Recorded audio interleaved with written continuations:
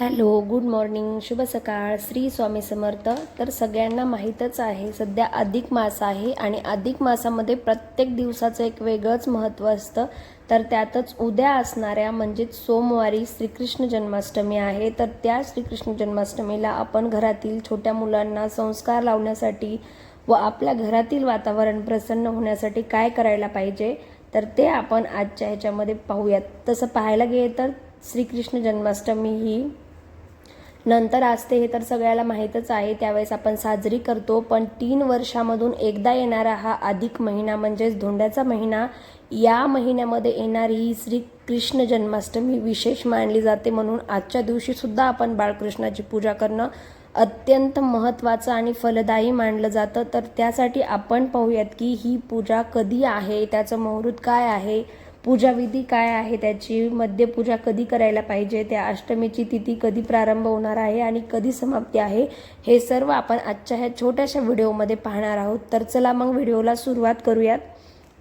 तर सगळ्यात अगोदर आपण हे पाहणार आहोत की उद्या 8 जून 2026 या दिवशी सोमवारी अधिक मासिक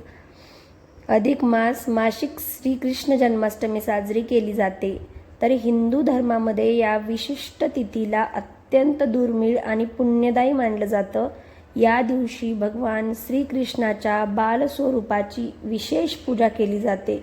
तर मग या दिवशी जन्माष्टमीचे शुभ मुहूर्त काय आहे, अष्टमीची तिथी प्रारंभ कधी होणार आहे आणि समाप्ती कधी होणार आहे. तर अष्टमीची तिथी प्रारंभ 8 जून 2026 पहाटे 3:24 होणार आहे आणि अष्टमी तिथीची समाप्ती होणार आहे 9 जून 2026 पहाटे 3:25 म्हणजेच मंगळवारी होणार आहे समाप्ती.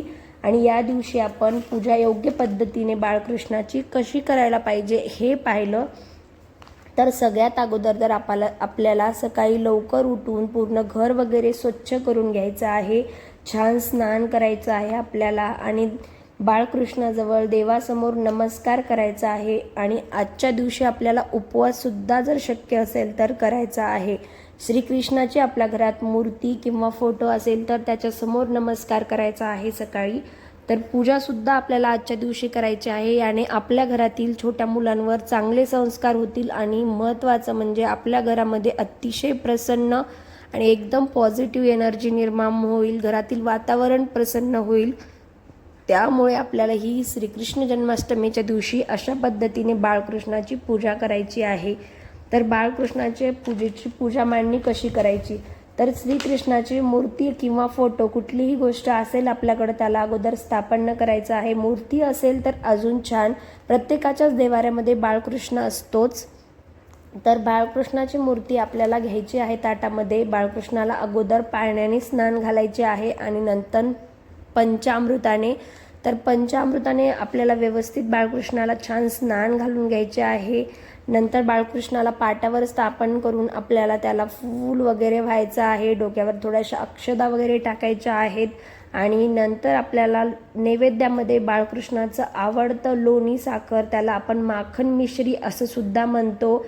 आणि नंतर दुसरी बाळकृष्णाची आवडता नैवेद्य म्हणजे धनिया पंजिरीचा नैवेद्यसुद्धा आपण दाखवू शकतो. तर ही पूजेची वेळ काय असावी, तर मुख्य पूजा आपण कधी करायला पाहिजे, मध्यरात्रीचा काळ हा श्रीकृष्णाच्या जन्माचा मानला जातो. त्यामुळे रात्रीच्या वेळी विशेष पूजा आरती ही केली जाते. रात्री 12 वाजता पूजा करून पाळण्यात बाळकृष्णाला झुलवायचं आहे आपल्याला.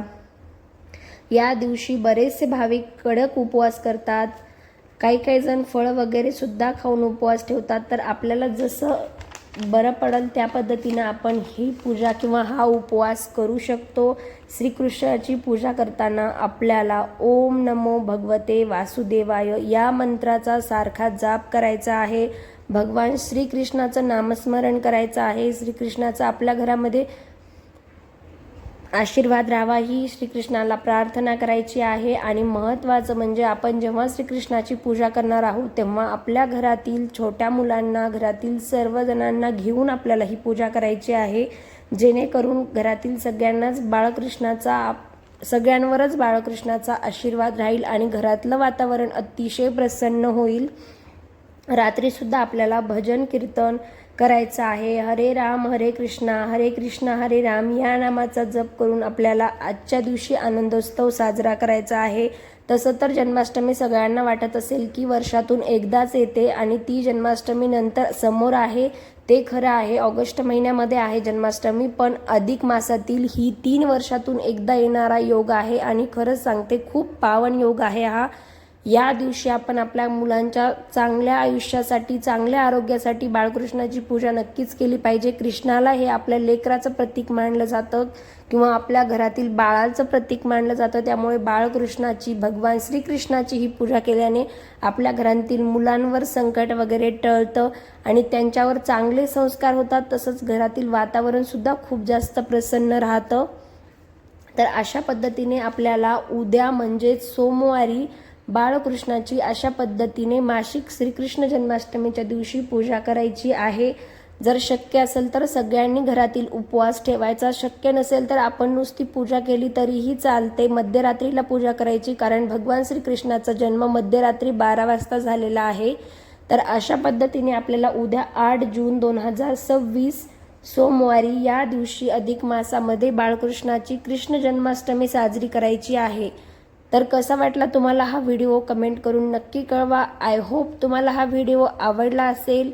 व्हिडिओ आवडला असेल तर लाईक, कमेंट, शेअर आणि माझ्या चॅनलला सबस्क्राईब करायला विसरू नका, कारण दररोज जे मी अधिक महिन्याचे काही व्हिडिओज अपलोड करत आहे किंवा काही माहिती तुमच्यासोबत अपलोड करत आहे, शेअर करत आहे, तर ती तुमच्यापर्यंत पोहोचण्यासाठी तुम्ही माझ्या चॅनलला नक्कीच सबस्क्राईब करा. तुम्हाला दररोज वेगवेगळ्या दिवशी, वेगवेगळ्या सणानिमित्त पूजेविषयी माहिती मिळेल.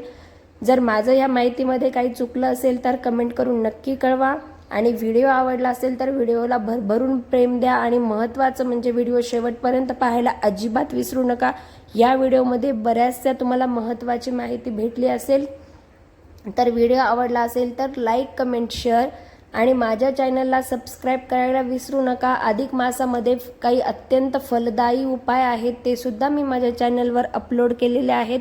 आणखी जर तुम्ही पाहिले नसेल तर एकदा माझ्या चॅनलला नक्की व्हिजिट करा, ते सुद्धा तुम्हाला पाहायला मिळतील. आणखी भेटूयात अशा छान व्हिडिओसोबत. तोपर्यंत बाय.